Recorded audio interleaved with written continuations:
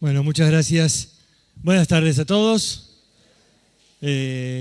Estamos con mi esposa sirviendo ahí en el Instituto Bíblico, en San Miguel del Monte, ya hace ¿cuánto? No sé, un montón, 25 años, por ahí.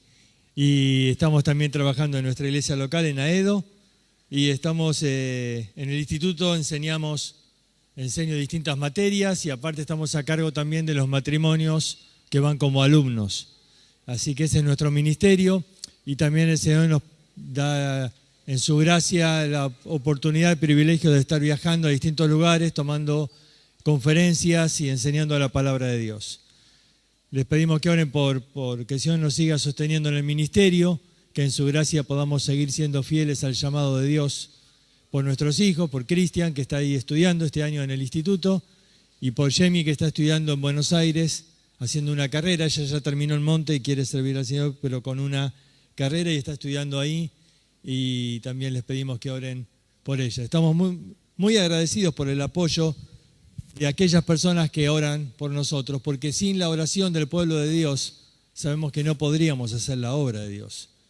La obra de Dios no es algo que se hace con habilidad humana, es la obra de Dios. Y solamente nos sentimos a veces tan inútiles queriendo hacer algo tan grande. Pero es Dios que en su gracia te tiene que capacitar y sostener para que puedas hacer la obra. Así que desde ya les agradecemos muchísimo por sus oraciones. Muy bien, vamos a ir al estudio en esta tarde y ayer comenzamos a estudiar 2 Corintios. Y el libro de 2 Corintios, dijimos, es un libro que cada persona que quiere estar de alguna manera en la obra de Dios tiene que aprenderse muy bien. Porque es un libro que Pablo va a abrir su corazón y donde él va a contar mucho de sus vivencias, de sus luchas en el ministerio. Y para poder memorizar el contenido del libro le hemos estado colocando una palabra a cada capítulo. Vamos a hacer un repaso y vamos a hacer dos repasos hoy. En el primer repaso lo que hemos hecho, hemos quitado el versículo. En la próxima hora vamos a hacer un segundo repaso quitándole también las imágenes. Y entonces mañana el que se dice las 12 palabras en orden como van, va a tener ahí su premio. Entonces vamos a repasar juntos. 2 Corintios capítulo 1. ¿Se acuerdan la palabra?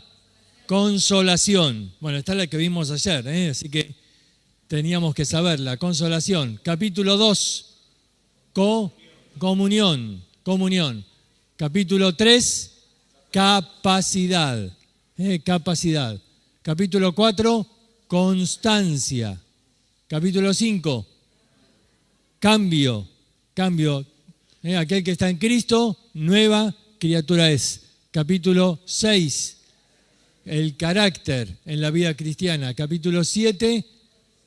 Corrección, el capítulo que habla de la disciplina. Capítulo 8 y 9, acá van juntos, es colaboración con la obra de Dios. Capítulo 10, combate. Muy bien, capítulo 11, compromiso. Alguna chica dice, no, compromiso con Cristo, no malentiendas. Capítulo 12, contentamiento. Y último capítulo 13, es comprobación. Examinaos a vosotros mismos, dice, si estáis en la fe. Comprobación. Muy bien.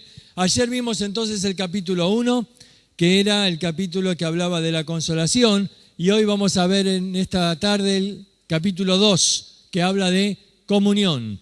Y leemos el versículo 10 que dice así: y al que vosotros perdonáis, yo también, porque también yo lo he perdonado. Si algo he perdonado por vosotros, lo he hecho en presencia de Cristo. En este capítulo Pablo va a hablar de un conflicto que había surgido en la iglesia. En 1 Corintios capítulo 5, Pablo está exhortando a la iglesia a causa de un muchacho que había cometido un pecado muy vergonzoso, que dice ni aún se nombraba entre los gentiles. Él estaba conviviendo con la que había sido mujer de su padre, aparentemente su madrastra. Y estaban entonces siendo objeto de que la gente en el mundo critique y murmure a la iglesia a causa de ese pecado. Y Pablo dice, tienen que sacarlo de la iglesia, tienen que resguardar el testimonio de la iglesia. Y entonces utiliza palabras un poco duras. Dice que tenían que entregarlo a Satanás. La expresión es que el mundo está bajo el dominio de Satanás. La iglesia está bajo el dominio de Dios. Entregarle a Satanás simplemente es el concepto de sacarle de la iglesia, de expulsarlo.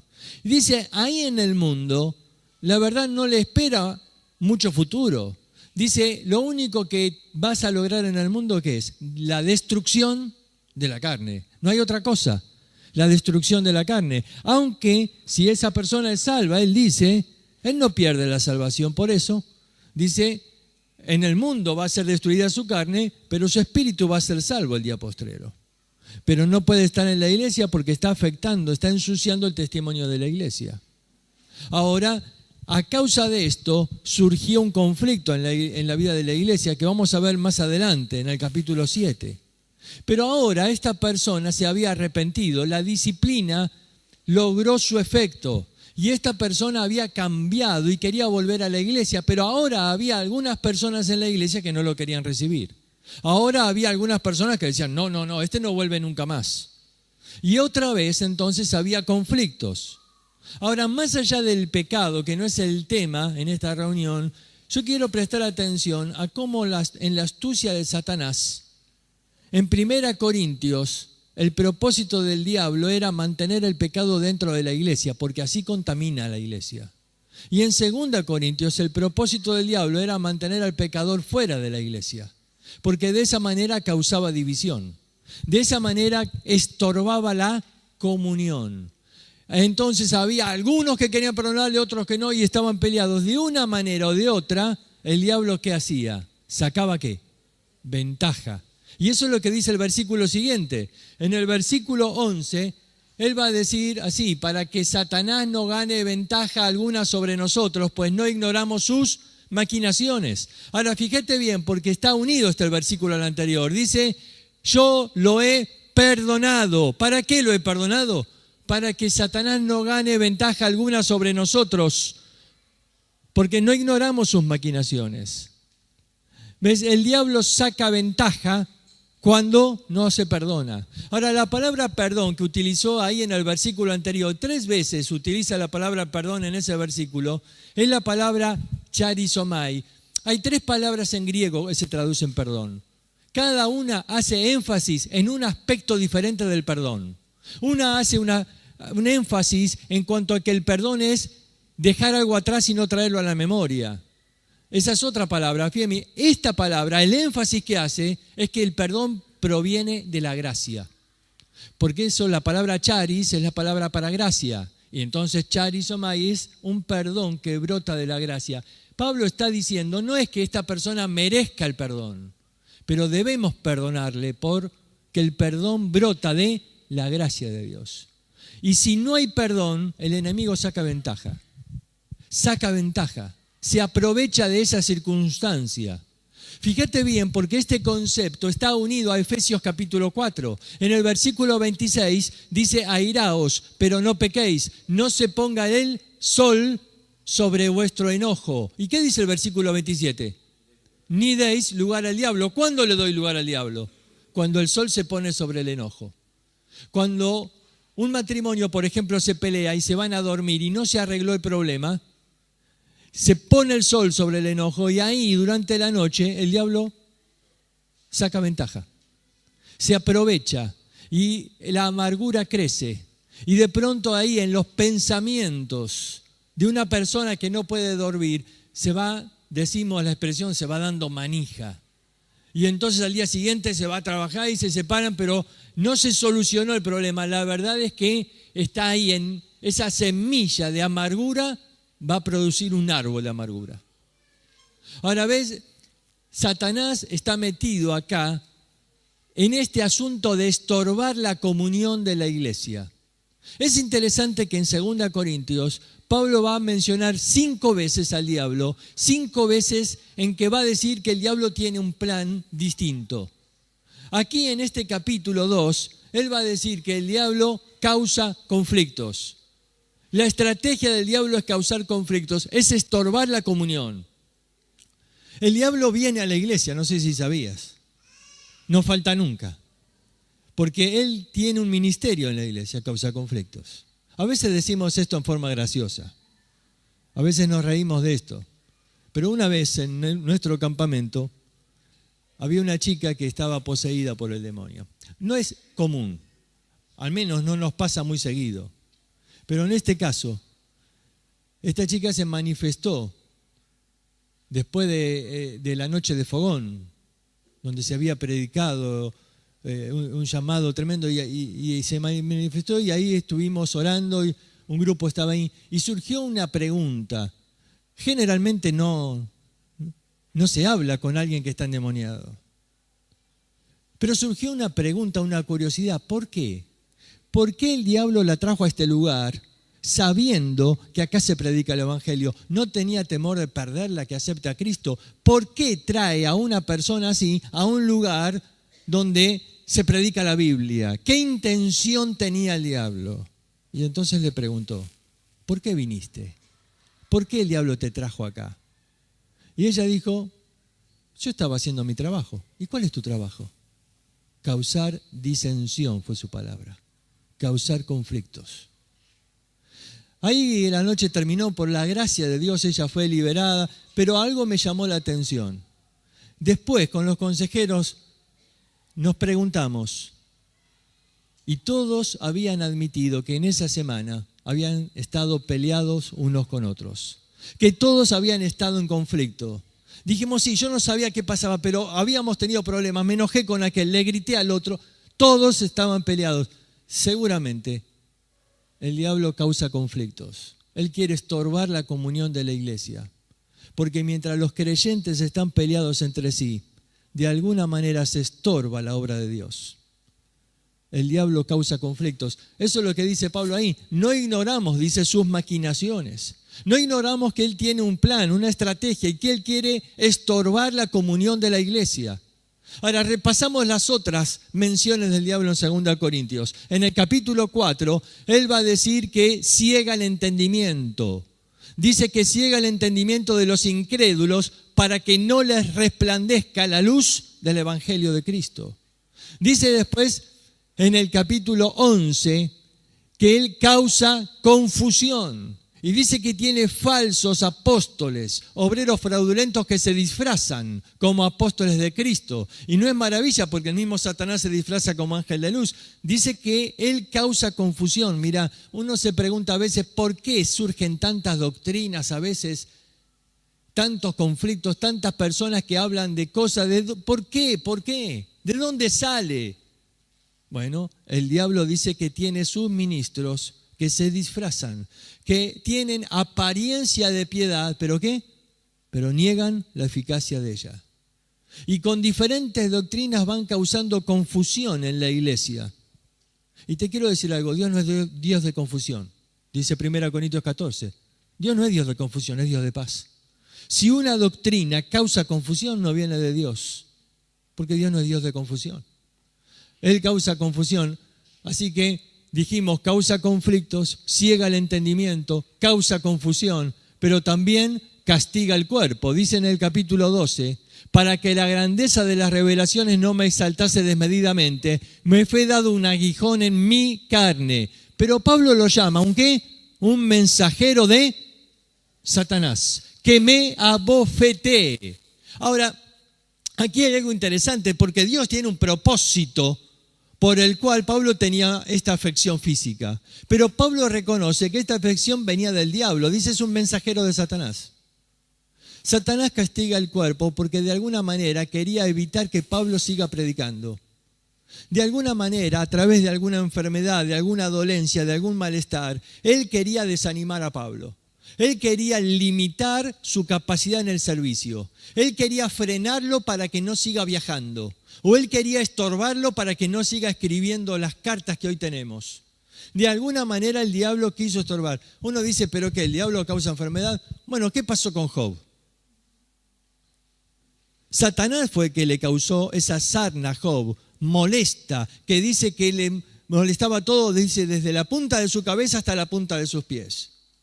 Satanás le dijo a Dios que él lo haga, pero Dios dice, no, yo te doy permiso, solo que no quites su vida. Dios, el soberano, pone límites, Dios pone el control, pero fue el diablo el que afectó la salud de Job, queriendo provocar que Job maldiga a Dios, queriendo provocar que Job se aparte de Dios. Está claro el propósito del diablo ahí en la carta de Job.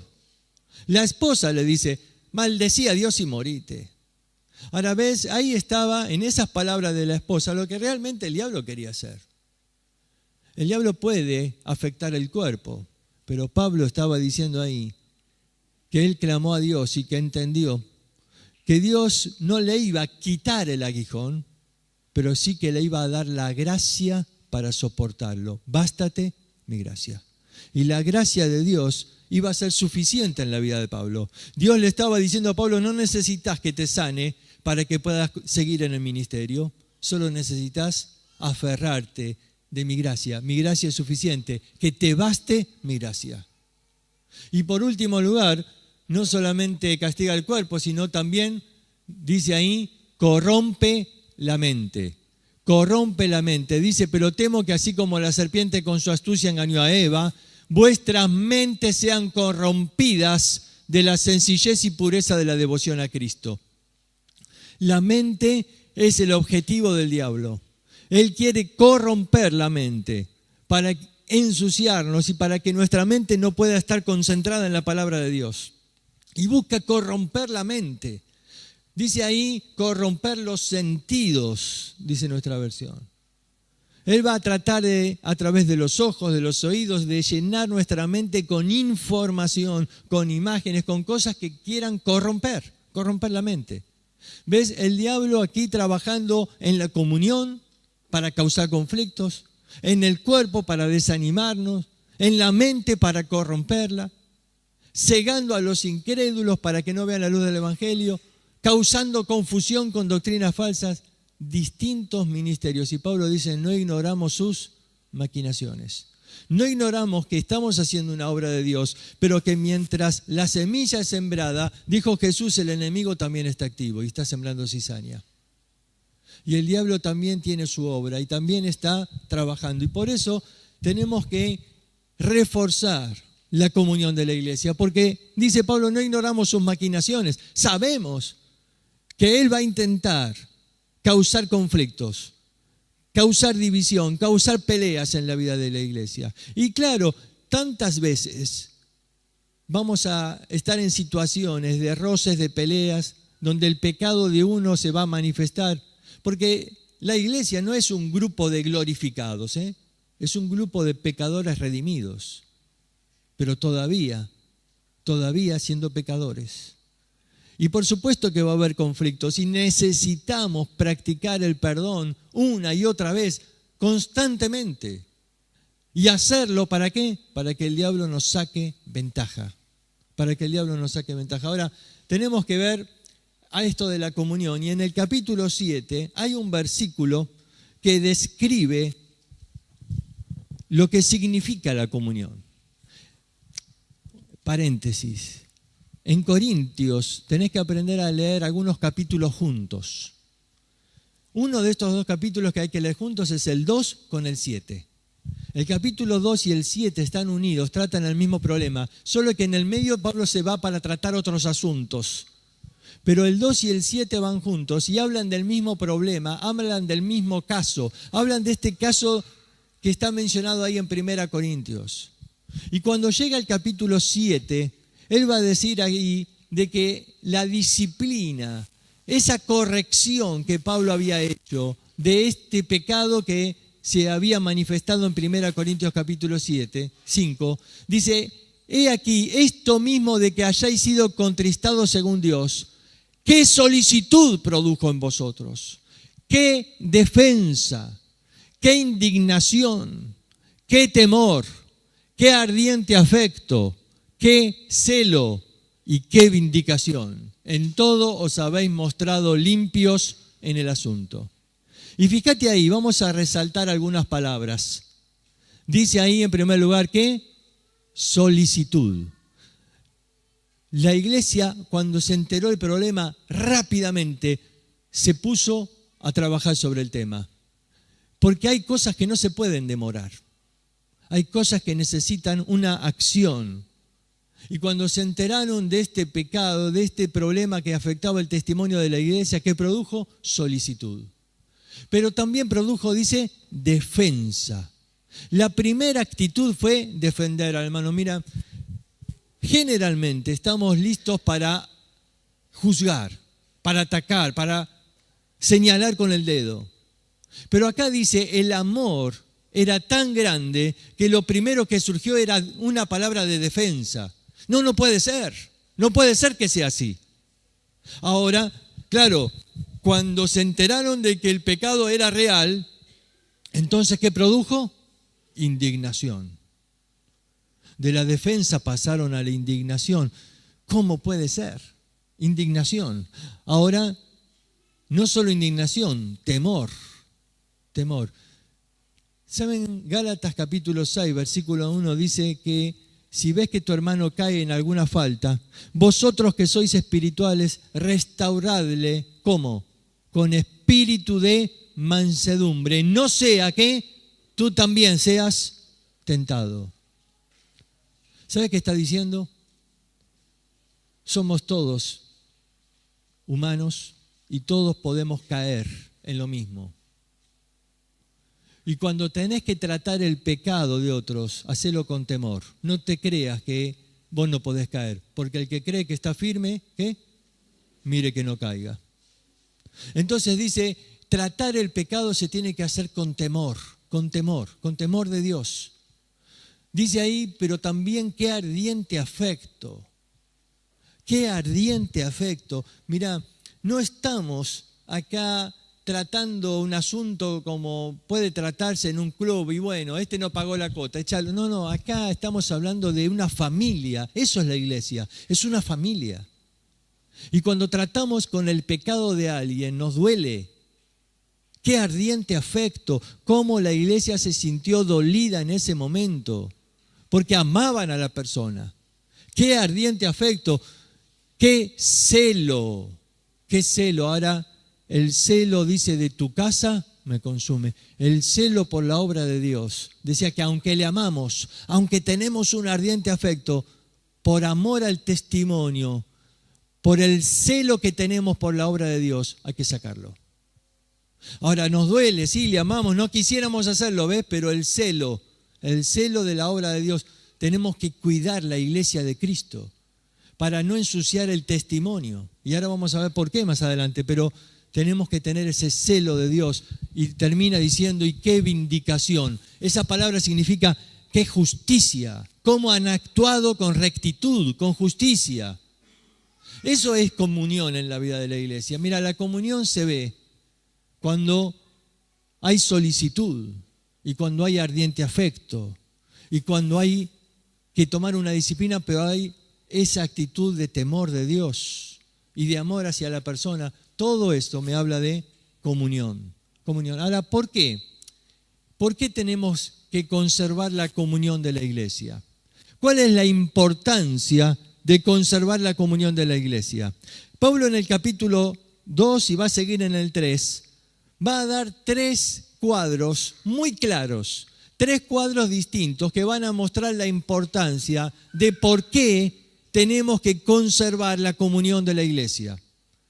El primer ejemplo está ahí en el capítulo 2, versículo 15.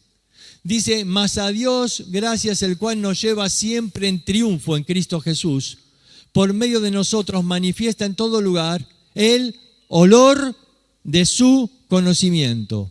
Porque para Dios somos, ¿qué? Grato olor de Cristo. Y sigue diciendo en el versículo 16, a esto ciertamente olor de muerte para muerte, y aquello es olor de vida para vida. Aquí habla del primer ejemplo, el ejemplo del olor. El olor. Ahora, ¿qué es el ejemplo del olor? Mira, cuando alguien entra a la iglesia, ¿tiene esa expresión? ¿Qué olor siente? ¿Por qué? el Señor está hablando de que nosotros tenemos que tener olor de triunfo. Eso es lo que dice acá, que Cristo nos lleva.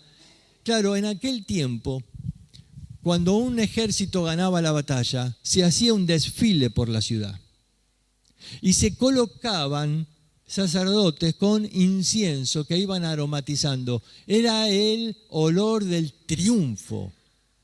Para los que iban condenados, los soldados del ejército enemigo que habían sido apresados, que iban encadenados, para ellos ese olor era un olor de muerte, porque sabían lo que les esperaba.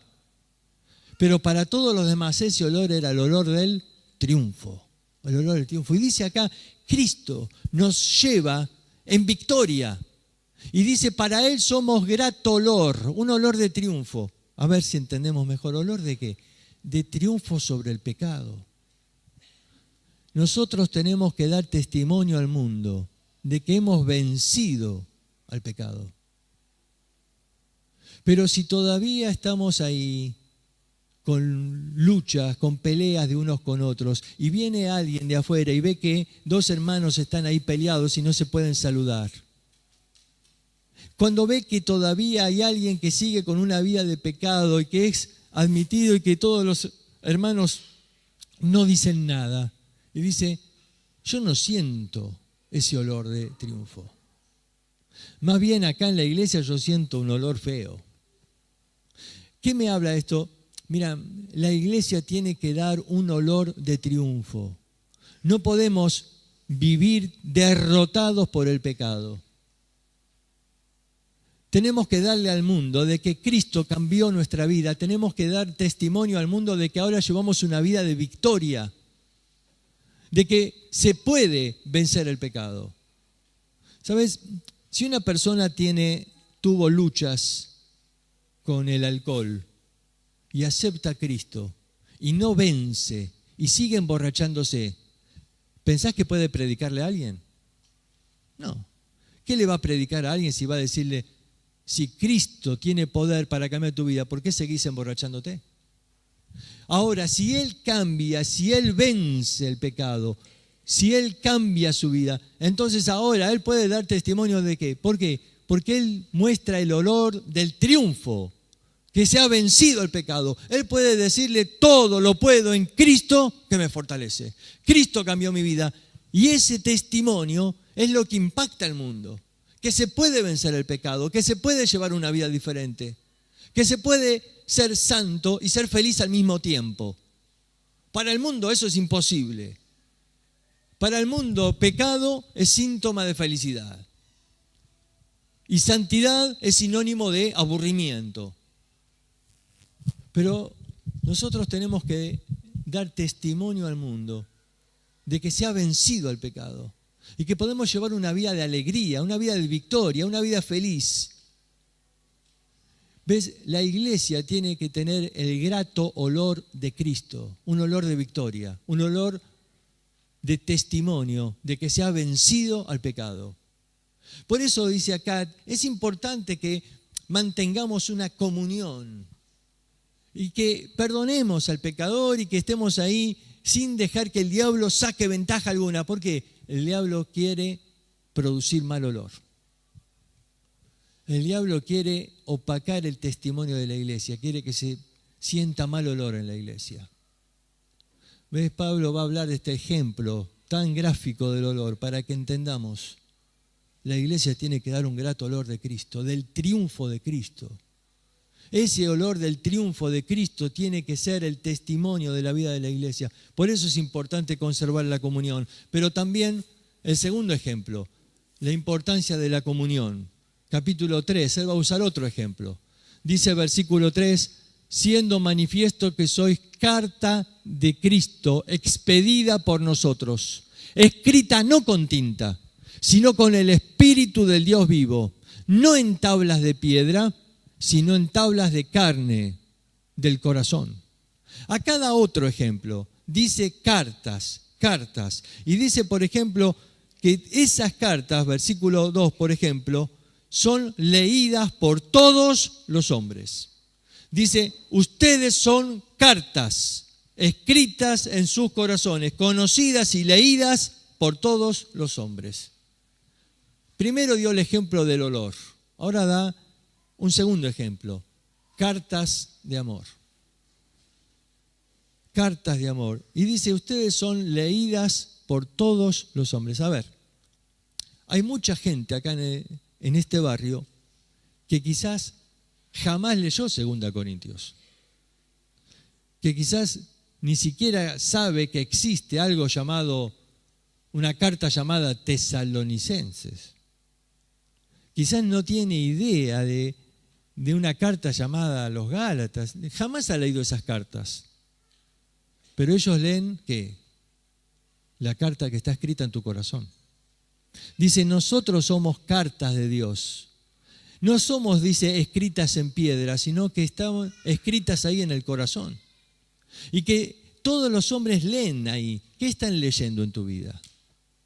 ¿Qué leen en tu vida? Porque ellos no conocen las cartas que escribió el apóstol Pablo, pero ellos están viendo todos los días, están leyendo algo en tu vida.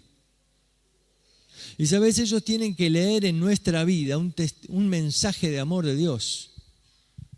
Ahora, alguien dice, ¿y cómo me hablas del amor de Dios si estás peleado con tu hermano? ¿Te acordás que dijo Jesús ahí en la oración, en Juan capítulo 17?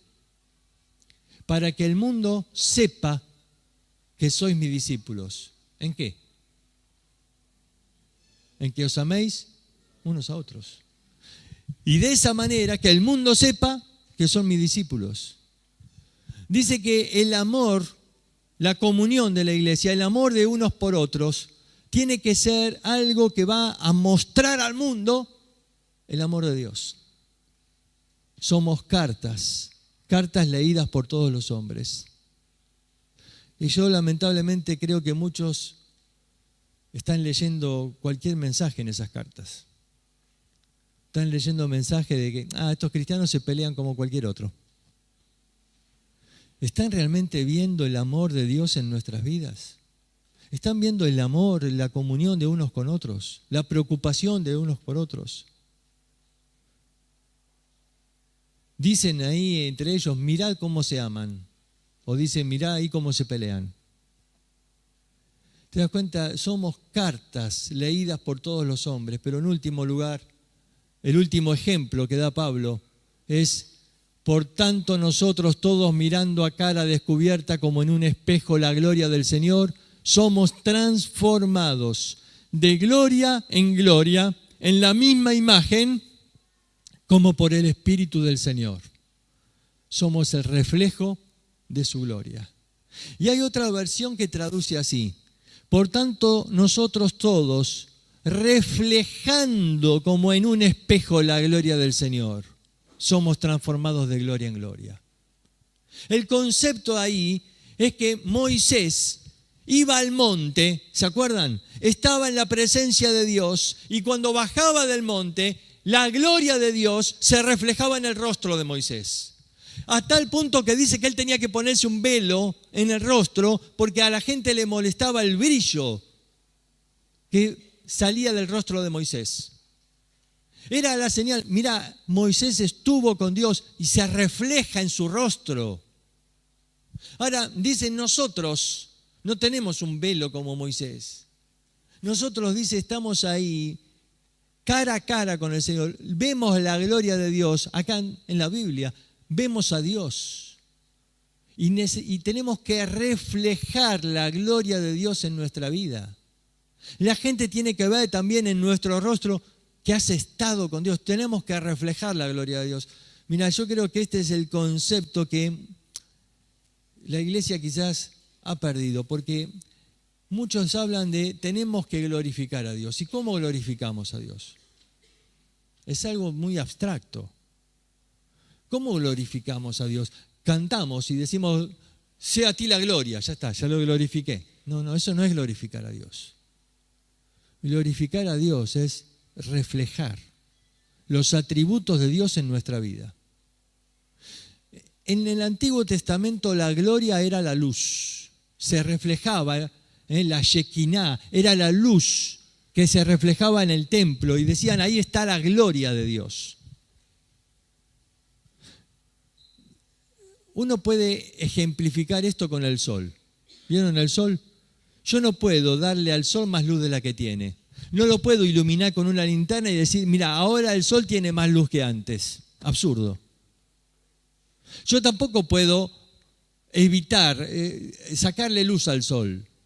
No puedo afectar la luz del sol, ni darle más luz ni quitarle luz.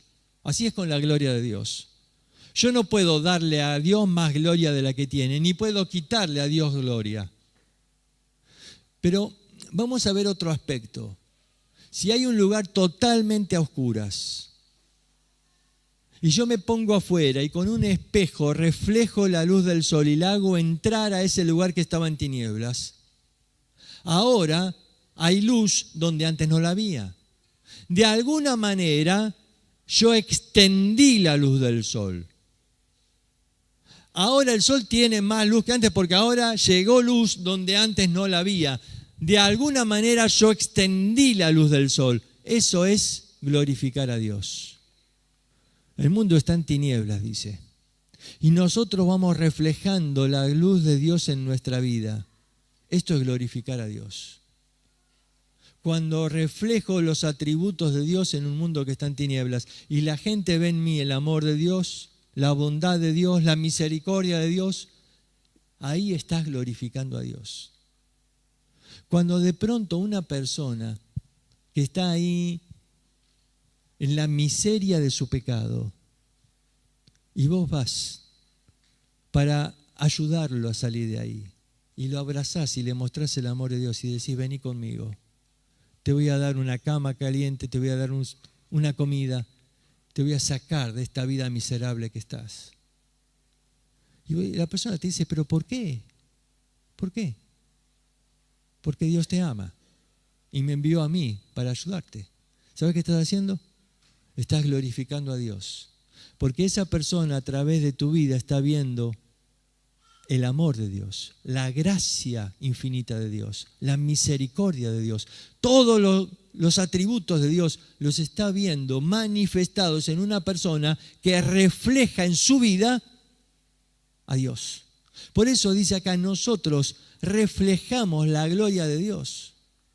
Ahora, el diablo quiere ensuciar eso. El diablo quiere tomar ese espejo y llenarlo de barro.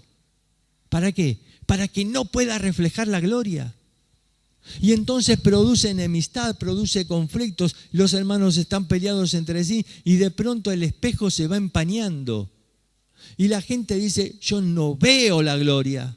Lo que veo es pecado, lo que veo es que se mienten, que se insultan, que se dice. No veo la gloria, el espejo embarrado. Y dice Pablo acá, nosotros tenemos que reflejar la gloria de Dios. Como en un espejo mostramos la gloria. ¿Saben? Por eso es importante mantener la comunión de la iglesia. Por eso el diablo lo sabe. Y por eso quiere causar conflictos y por eso quiere atacar la comunión de la iglesia. Por eso es que hay tantos estorbos. Porque él hace su trabajo también. Pero no dejemos que el diablo gane la batalla.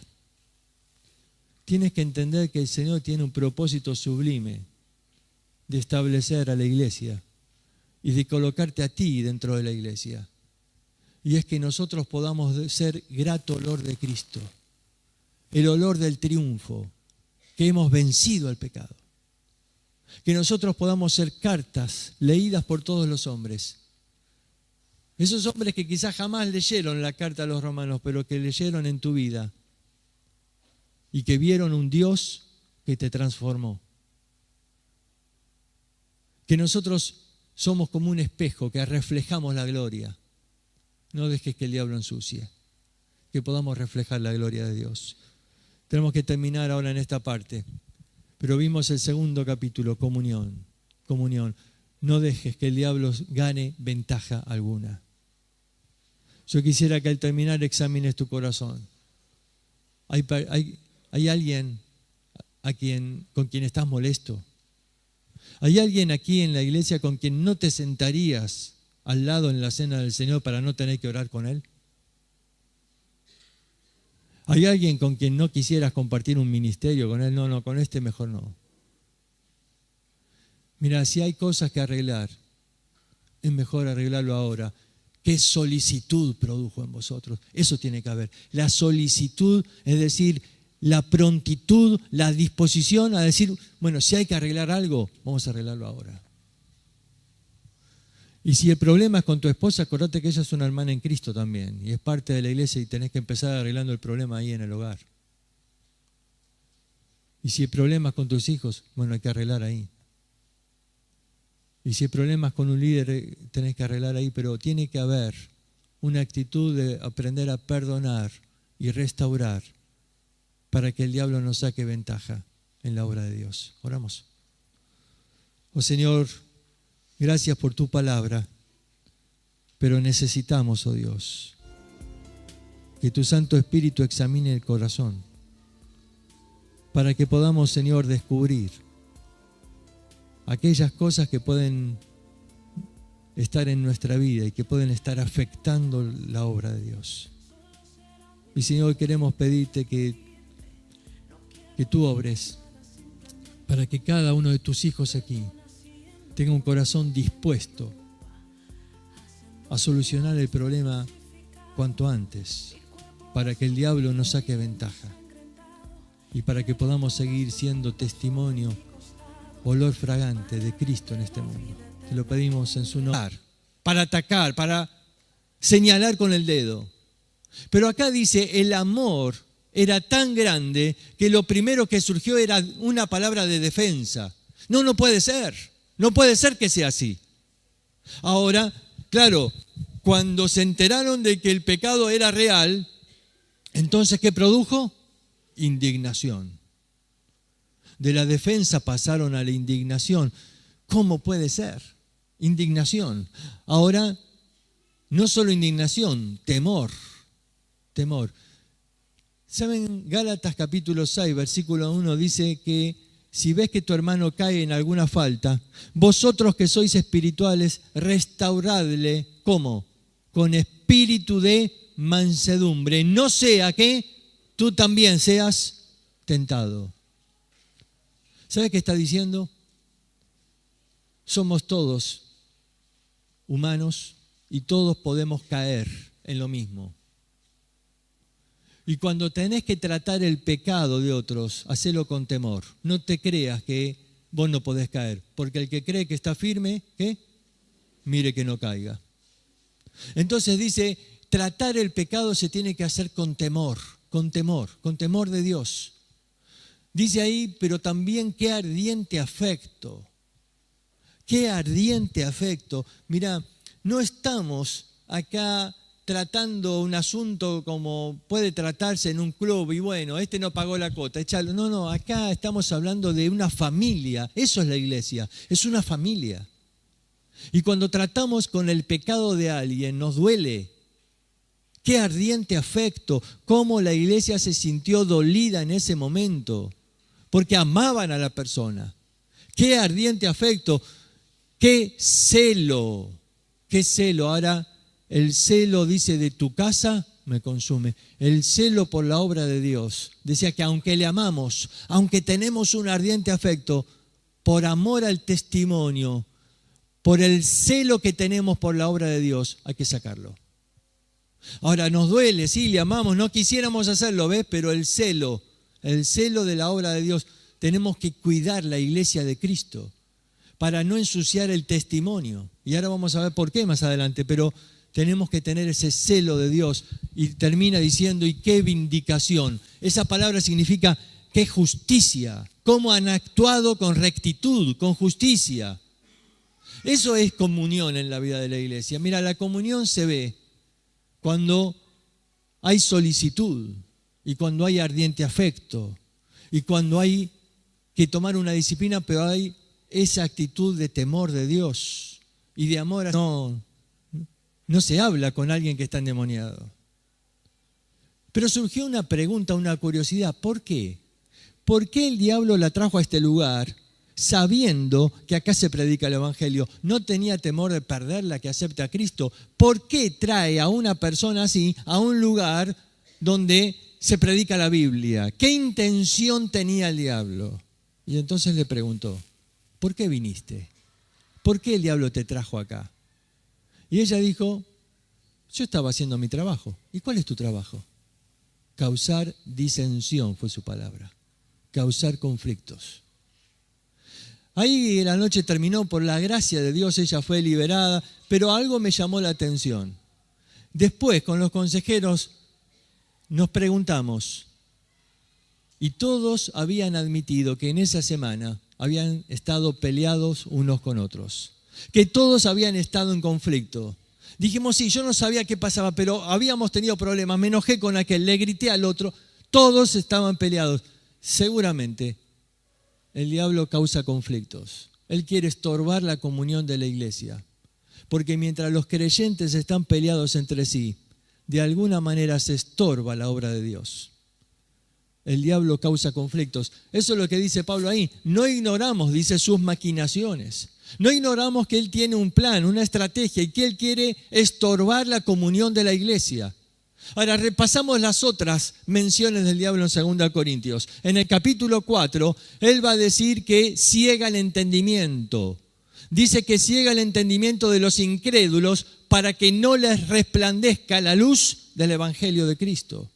Dice después en el capítulo 11 que Él causa confusión. Y dice que tiene falsos apóstoles, obreros fraudulentos que se disfrazan como apóstoles de Cristo. Y no es maravilla porque el mismo Satanás se disfraza como ángel de luz. Dice que él causa confusión. Mira, uno se pregunta a veces por qué surgen tantas doctrinas, a veces tantos conflictos, tantas personas que hablan de cosas.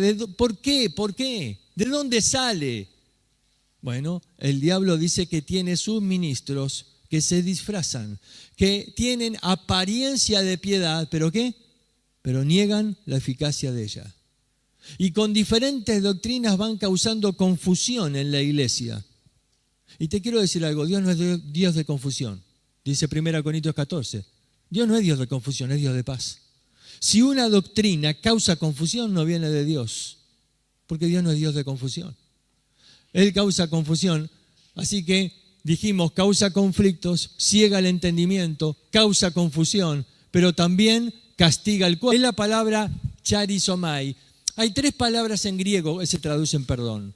Cada una hace énfasis en un aspecto diferente del perdón. Una hace un énfasis en cuanto a que el perdón es dejar algo atrás y no traerlo a la memoria.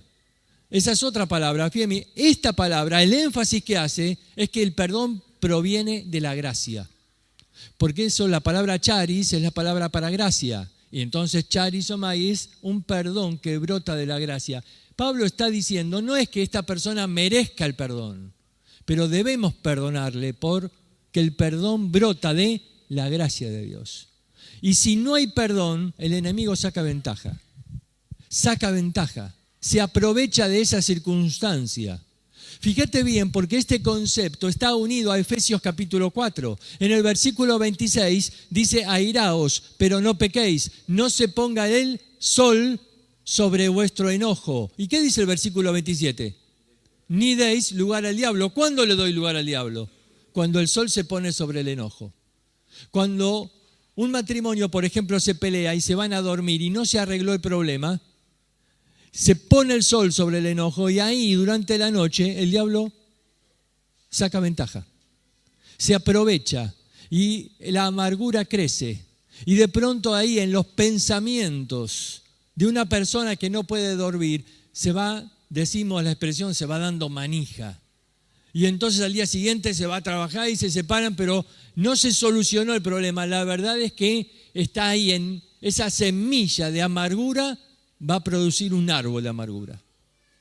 Ahora ves, Satanás está metido acá en este asunto de estorbar la comunión de la iglesia. Es interesante que en 2 Corintios Pablo va a mencionar 5 veces al diablo, 5 veces en que va a decir que el diablo tiene un plan distinto. Aquí en este capítulo 2, él va a decir que el diablo causa conflictos.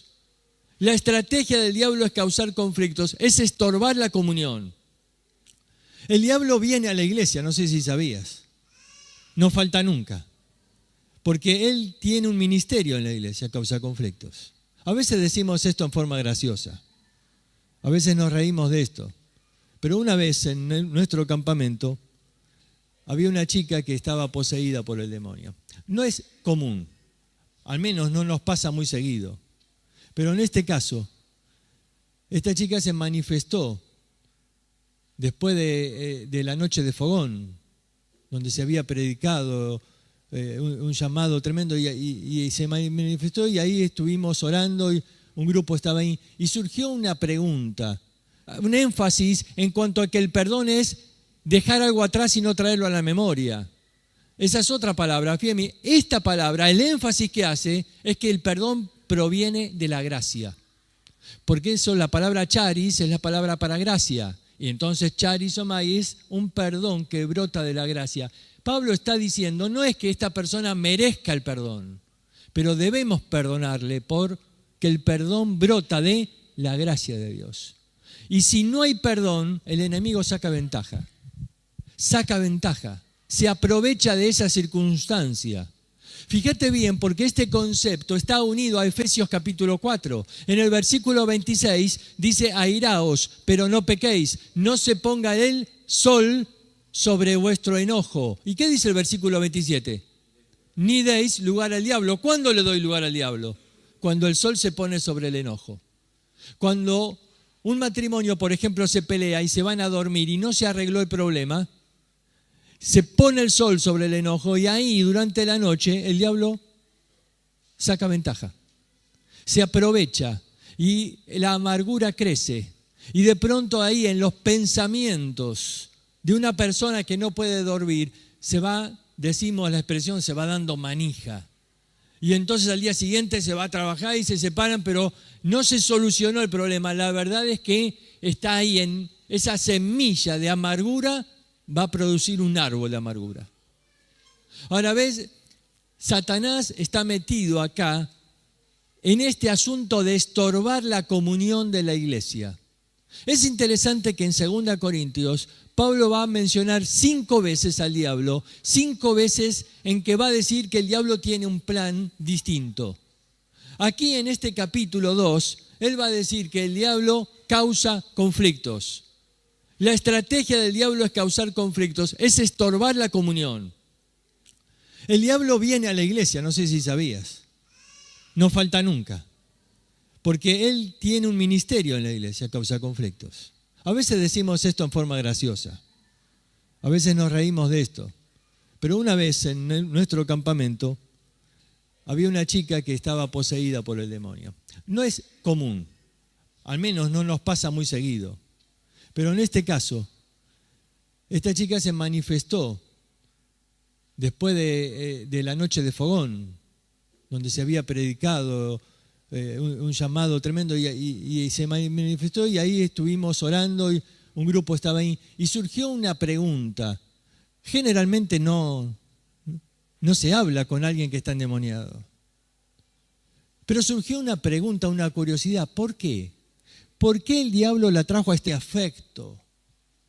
¡Qué ardiente afecto! Mira, no estamos acá tratando un asunto como puede tratarse en un club y bueno, este no pagó la cuota, échalo. No, acá estamos hablando de una familia. Eso es la iglesia, es una familia. Y cuando tratamos con el pecado de alguien, nos duele. ¡Qué ardiente afecto! Cómo la iglesia se sintió dolida en ese momento. Porque amaban a la persona. ¡Qué ardiente afecto! ¡Qué celo!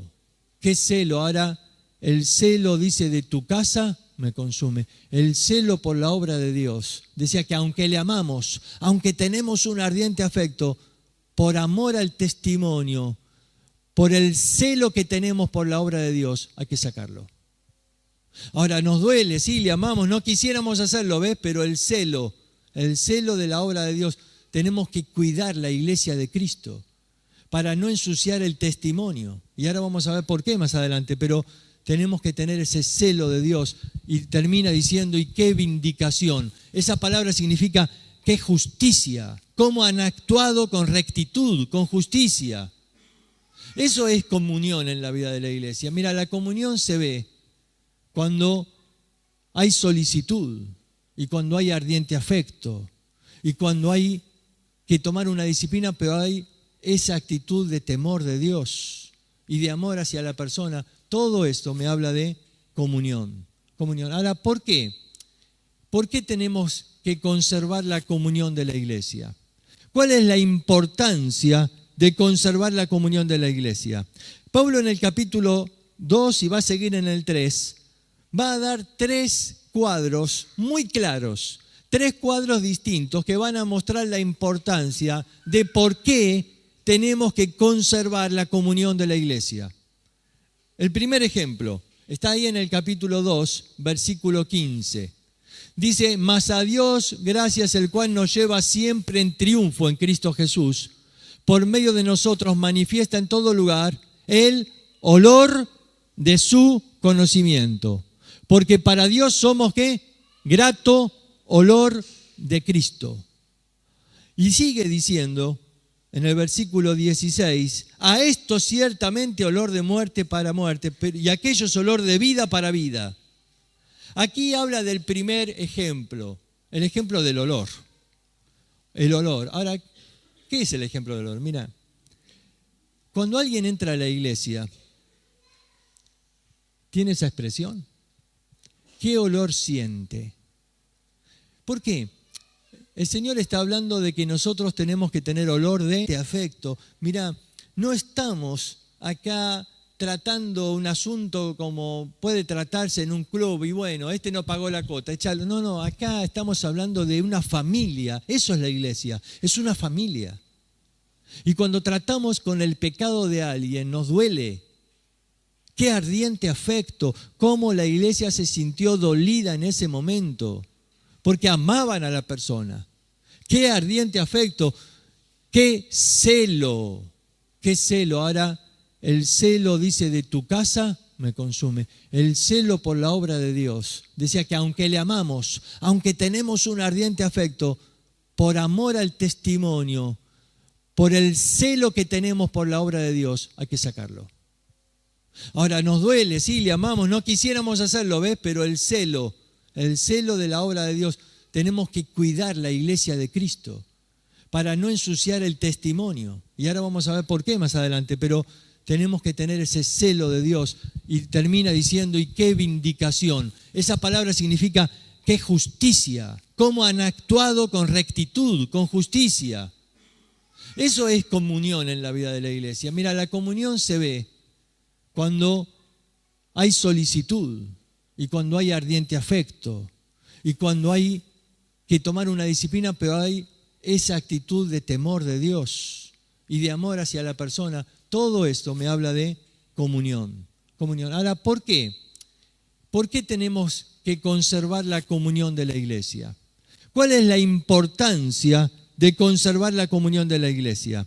Pablo en el capítulo 2, y va a seguir en el 3, va a dar 3 cuadros muy claros, 3 cuadros distintos que van a mostrar la importancia de por qué tenemos que conservar la comunión de la iglesia. El primer ejemplo está ahí en el capítulo 2, versículo 15. Dice, mas a Dios gracias, el cual nos lleva siempre en triunfo en Cristo Jesús, por medio de nosotros manifiesta en todo lugar el olor de su conocimiento. Porque para Dios somos, ¿qué? Grato olor de Cristo. Y sigue diciendo en el versículo 16, a esto ciertamente olor de muerte para muerte, y aquello es olor de vida para vida. Aquí habla del primer ejemplo, el ejemplo del olor. El olor. Ahora, ¿qué es el ejemplo del olor? Mira, cuando alguien entra a la iglesia, ¿tiene esa expresión? ¿Qué olor siente? ¿Por qué? El Señor está hablando de que nosotros tenemos que tener olor de triunfo.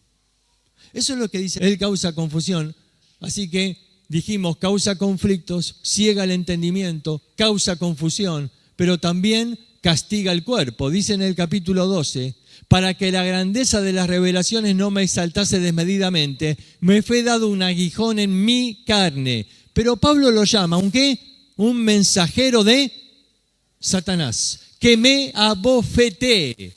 Ahora, aquí hay algo interesante, porque Dios tiene un propósito por el cual Pablo tenía esta afección física. Pero Pablo reconoce que esta afección venía del diablo. Dice, es un mensajero de Satanás. Satanás castiga el cuerpo porque de alguna manera quería evitar que Pablo siga predicando. De alguna manera, a través de alguna enfermedad, de alguna dolencia, de algún malestar, él quería desanimar a Pablo. Él quería limitar su capacidad en el servicio. Él quería frenarlo para que no siga viajando. O él quería estorbarlo para que no siga escribiendo las cartas que hoy tenemos. De alguna manera el diablo quiso estorbar. Uno dice, ¿pero qué? ¿El diablo causa enfermedad? Bueno, ¿qué pasó con Job? Satanás fue el que le causó esa sarna a Job, molesta, que dice que le molestaba todo, dice, desde la punta de su cabeza hasta la punta de sus pies. Satanás le dijo a Dios que él lo haga, pero Dios dice, no, yo te doy permiso, solo que no quites su vida. Dios, el soberano, pone límites, Dios pone el control, pero fue el diablo el que afectó la salud de Job, queriendo provocar que Job maldiga a Dios, queriendo provocar que Job se aparte de Dios. Está claro el propósito del diablo ahí en la carta de Job. La esposa le dice, maldecí a Dios y morite. Ahora ves, ahí estaba en esas palabras de la esposa lo que realmente el diablo quería hacer. El diablo puede afectar el cuerpo, pero Pablo estaba diciendo ahí que él clamó a Dios y que entendió que Dios no le iba a quitar el aguijón, pero sí que le iba a dar la gracia para soportarlo. Bástate mi gracia. Y la gracia de Dios iba a ser suficiente en la vida de Pablo. Dios le estaba diciendo a Pablo, no necesitas que te sane para que puedas seguir en el ministerio, solo necesitas aferrarte de mi gracia. Mi gracia es suficiente, que te baste mi gracia. Y por último lugar, no solamente castiga el cuerpo, sino también, dice ahí, corrompe la mente. Corrompe la mente. Dice, pero temo que así como la serpiente con su astucia engañó a Eva, vuestras mentes sean corrompidas de la sencillez y pureza de la devoción a Cristo. La mente es el objetivo del diablo. Él quiere corromper la mente para ensuciar el sol sobre vuestro enojo. ¿Y qué dice el versículo 27? Ni deis lugar al diablo. ¿Cuándo le doy lugar al diablo? Cuando el sol se pone sobre el enojo. Cuando un matrimonio, por ejemplo, se pelea y se van a dormir y no se arregló el problema, se pone el sol sobre el enojo y ahí durante la noche el diablo saca ventaja, se aprovecha y la amargura crece. Y de pronto ahí en los pensamientos de una persona que no puede dormir se va, decimos la expresión, se va dando manija. Y entonces al día siguiente se va a trabajar y se separan, pero no se solucionó el problema. La verdad es que está ahí en esa semilla de amargura, va a producir un árbol de amargura.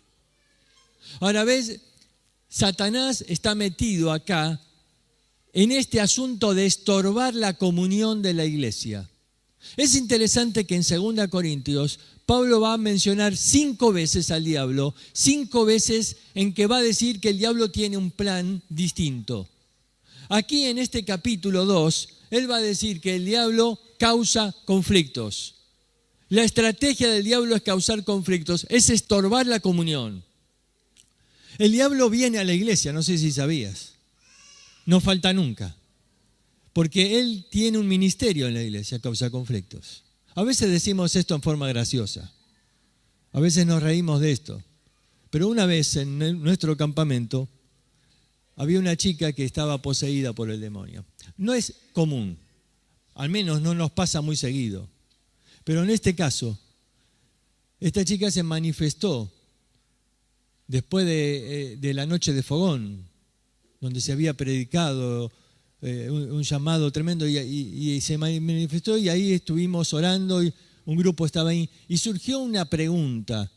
Generalmente no se habla con alguien que está endemoniado. Pero surgió una pregunta, una curiosidad. ¿Por qué? ¿por qué el diablo la trajo a este lugar sabiendo que acá se predica el Evangelio? ¿No tenía temor de perderla que acepta a Cristo? ¿Por qué trae a una persona así a un lugar donde se predica la Biblia? ¿Qué intención tenía el diablo? Y entonces le preguntó, ¿por qué viniste? ¿Por qué el diablo te trajo acá? Y ella dijo, yo estaba haciendo mi trabajo. ¿Y cuál es tu trabajo? Causar disensión fue su palabra. Causar conflictos. Ahí la noche terminó, por la gracia de Dios ella fue liberada, pero algo me llamó la atención. Después, con los consejeros, nos preguntamos, y todos habían admitido que en esa semana habían estado peleando por el celo que tenemos por la obra de Dios, hay que sacarlo. Ahora nos duele, sí, le amamos, no quisiéramos hacerlo, ¿ves? Pero el celo de la obra de Dios, tenemos que cuidar la iglesia de Cristo para no ensuciar el testimonio. Y ahora vamos a ver por qué más adelante, pero tenemos que tener ese celo de Dios. Y termina diciendo, y qué vindicación. Esa palabra significa qué justicia, cómo han actuado con rectitud, con justicia. Eso es comunión en la vida de la iglesia. Mira, la comunión se ve cuando hay solicitud y cuando hay ardiente afecto y cuando hay que tomar una disciplina, pero hay esa actitud de temor de Dios y de amor hacia la persona. Todo esto me habla de comunión. Ahora, ¿por qué? ¿Por qué tenemos que conservar la comunión de la iglesia? ¿Cuál es la importancia de conservar la comunión de la iglesia? Pablo en el capítulo 2 y va a seguir en el 3, va a dar 3 cuadros muy claros, 3 cuadros distintos que van a mostrar la importancia de por qué tenemos que conservar la comunión de la iglesia. El primer ejemplo está ahí en el capítulo 2, versículo 15. Dice, mas a Dios gracias, el cual nos lleva siempre en triunfo en Cristo Jesús, por medio de nosotros manifiesta en todo lugar el olor de su conocimiento. Porque para Dios somos, ¿qué? Grato olor de Cristo. Y sigue diciendo en el versículo 16, a esto ciertamente olor de muerte para muerte, y aquello es olor de vida para vida. Aquí habla del primer ejemplo, el ejemplo del olor. El olor. Ahora, ¿qué es el ejemplo del olor? Mira, cuando alguien entra a la iglesia, ¿tiene esa expresión? ¿Qué olor siente? ¿Por qué? El Señor está hablando de que nosotros tenemos que tener olor de triunfo. Eso es lo que dice acá, que Cristo nos lleva. Claro, en aquel tiempo, cuando un ejército ganaba la batalla, se hacía un desfile por la ciudad. Y se colocaban sacerdotes con incienso que iban aromatizando. Era el olor del triunfo. Para los que iban condenados, los soldados del ejército enemigo que habían sido apresados, que iban encadenados, para ellos ese olor era un olor de muerte, porque sabían lo que les esperaba. Pero para todos los demás ese olor era el olor del triunfo. El olor del triunfo. Y dice acá, Cristo nos lleva en victoria. Y dice, para Él somos